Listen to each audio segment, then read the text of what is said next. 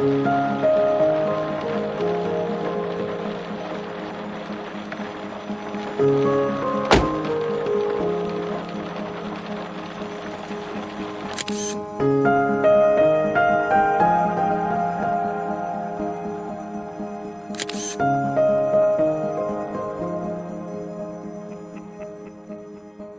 I'm not going to lie, as a photographer, there is one genre that I will consider to be my nemesis, and well, it's this woodland photography. It's kind of why I shy away from it a little bit on my channel. Something I struggle with, I always have done, but this place is quite inspiring. Look at it, it's awesome. You've got all these pine trees with the greenery on the floor, there's some little white flowers everywhere. It's raining a little bit, there is raindrops dripping off everything. It sounds very calming and very soothing, and I'm hoping that's going to help me get in the mindset of woodland photography. Now it's a kind of strange day. We're kind of in between like sunny spells and thunderstorms. We're kind of in that in-between spell at the minute. It's a little bit flat, there's no light, it's still drizzling a little bit. It's actually quite a pleasant day. I can't be the only one that likes the smell of woodland after a rain shower, surely not. Let's get stuck in and take some photos of it. Alright, so there's a slight rumble of thunder off in the distance, and it is really sort of teeming down right now. I've just come across this scene here. There is a couple of little green flowers down there. You've got this big old pine tree there, and it just sort of drifts off into the woodland in the back of it. So I stood around here, I focused on the tree there, getting as much of the greenery down there in as I could, and we just took a photograph down the path. It was kind of a rush job because it is well, it's really kind of wet right now. This camera is weather sealed and the lens. This camera is weather sealed, but the lens isn't, so I'm trying to keep things as dry as possible. So on the back of the camera, this image looks quite nice. Here it is.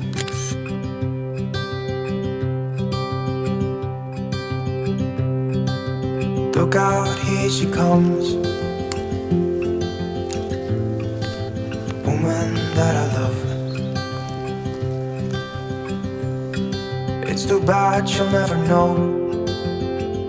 Yeah, I can't tell her how I feel, because she has someone who makes her happy. So I've come across this little scene here. So we have a fern plant there. There is a fern plant next to my leg, and there is this big pine tree again in the background. And I was really drawn to the way that these two fern trees lead up to the big tree. So it's just a case of finding a focal length and an angle to shoot this from. But I'm kind of maybe thinking where you are now, down low to the ground, so we can accentuate the size of this plant here. Maybe we'll be able to get this one, and I'm not sure, it may be obscured by that with the way that I'm thinking of this. So we may ignore that plant and just focus on the tree in the background. So let's get things set up and have a look and see how it turns out. But the rain, well, it's still persisting, it's still wet. I've just kind of given up on being dry at this point, and we're just gonna have fun in the woods, in the wet. Why not? Alright, so I found a spot that this may work from. So we've got the fern plant in the front, we've still got the second fern over there, and we're just gonna focus on the big tree in the background. Hopefully take quite a nice looking image. So I'm gonna put the tree on the left rule of thirds point. I have two ferns leading up to the tree, so I've focused on the tree in the background, and there we go. That was quite nice because we did manage to get both the fern plants in. So we've got this fern down here on the bottom right hand rule of thirds, we've got the tree in the top left rule of thirds, and we've got the fern plant just in the background. It's a little bit further around, sort of halfway between them both, but on the back of the camera looks okay. So here it is.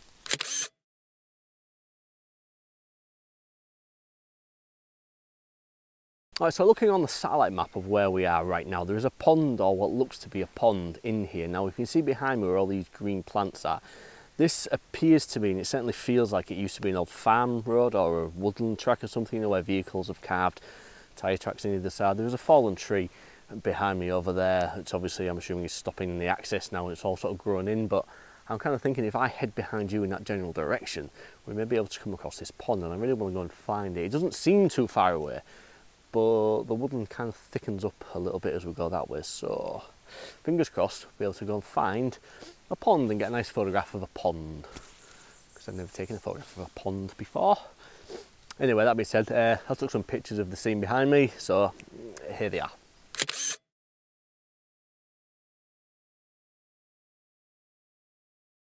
Alright, so we have indeed found the pond. Now, I kind of get the feeling I'm somewhere I'm not supposed to be. It kind of looks like it's a building site, or maybe some logging's been going on around here, but fortunately I was able to get up all the thick brush that I found myself in. I managed to find a track, follow it down, and well, here's the pond. It's quite a pretty little pond, but At the same time, I'm not too sure what I'm going to do with it photograph wise. I am going to take a photograph of it, even if it's just a reference to come back to a little bit later on down the line. I've kind of got like a, what direction are we facing right now? So I think this is going to work. I have a compass on my thing. Yeah, so this way is facing north that way, so we're going to have sunrise and sunset either side of this, and I'm kind of wondering if it might not make for a fantastic sunset location. Obviously the sun will set off in this direction around here. They've got all the trees in the background over there. It might actually work, but we are going to take a reference photo while we're here, so let's get the camera off the clip and take a photo.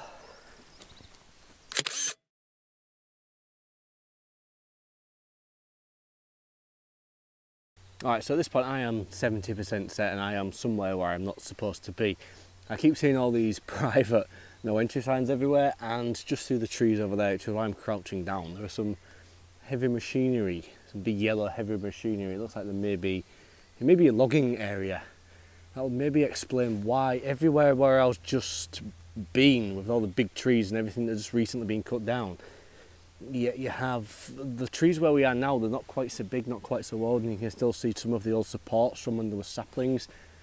They're still in the ground, so I'm kind of wondering if I am currently trespassing on some logging territory, which is not intentional but also quite funny at the same time. So I'm going to carry on skating down this path. Hopefully we won't run into anybody and get told to leave. But I've had an idea. All this wet rain, all this wet stuff, I wonder if we get the macro lens out and find raindrop dripping off something. I think that's going to be my next plan. My next course of action is a macro raindrop, and hopefully we don't get kicked out, because that'd suck. I quite want to come back. So I followed the path down to the end and we've come across these. I think they're silver birch trees. There's quite a few of them. It's not sort of woodland you really see around here. You kind of expect this to be a little bit further north, up in North Yorkshire. It really does remind me of the North Yorkshire moors. Now, I'm not going to take a photograph of these as the minute per se. If I just spin around there, you'll see what I'm talking about. You see, they look great as they are, but I'm kind of thinking September, October time for these. And the colours change. Obviously, they're going to really pop with the orange and everything. And by that time, a lot of the fern will also have grown back as well. So I'm going to take a photo of these on my phone, because if I take a photograph of it on my mobile phone, on my iPhone, it will save it to the map. So I will take the photograph, but it will also save a picture on the map, so I'll be able to see where we are. So here we go, here's my iPhone, just a quick little snap. That's going to throw on the map my exact location, so I can come back here a little bit later on in the year and hopefully get quite a nice photo. But yeah, I'm really thinking autumn colour for this. It just screams autumn. In fact, let's get the compass out again. It should still be up. So we've got east. I'm facing east right now. These are facing south. So I think a nice September or late October morning, some colour, some mist, some frost. Might work well for this one.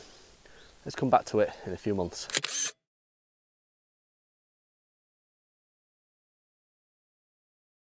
So we're back now in the woods where I was before, and I'm going to continue my search for a macro raindrop. And I think I found one. There was a raindrop just there, dangling off these branches. So I'm going to set the tripod up with the macro lens. I'm going to take a photograph of it. Hopefully it's going to turn out quite nice. This is not something I've ever really tried before, is raindrop photography, so hopefully we're going to get quite a nice photograph. Let me set the camera up on this tripod. Probably have to do the video a bit handheld, but it is what it is because I've only got one tripod with me today.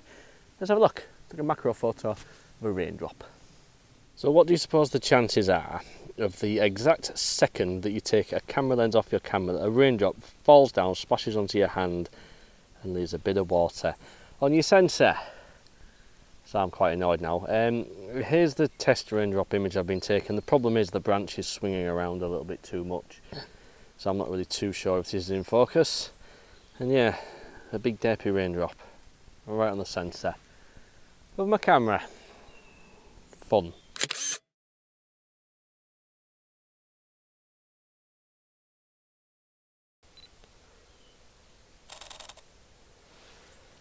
So much to my amusement recently, more than one of you have actually picked up on the fact that I tend to shoot in burst mode when I take photos, handheld on tripods. It doesn't matter what I'm doing, the camera is always in burst mode. There is actually no particular reason why I do that. It's just force of habit.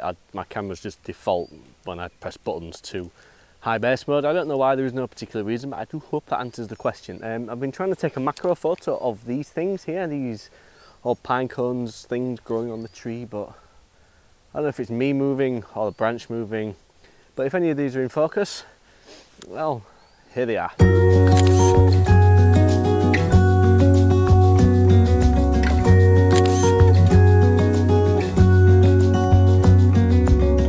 The brightest sky I have ever seen, the most colorful one like a dream.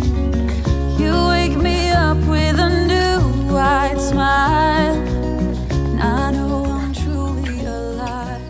So I know at the start of the video I said woodland photography was a little bit of a nemesis of mine, and I think the reason behind that is the fact that I tend to visit the same locations over and over again, and you see the same stuff and you kind of lose any sort of inspiration for it. So coming somewhere new that I've not explored before gives me a little bit of hope for the woodland photography. I've only really scratched the surface of this place. The woodland here is actually quite big, and I've just kind of stuck to the edge near the car. There's a lot more to explore here, so I'm hoping I've found someone that I can come and really enjoy the woodland photography as the year goes on. So thank you very much for watching. If you have enjoyed today's video, please do give it a thumbs up. It does help the video and it brings new viewers to see my content. And if you are new here, please consider subscribing. It does me a favour and it encourages me to make these videos every single week. So until the next time, I'm going to love you and leave you and say peace and goodbye.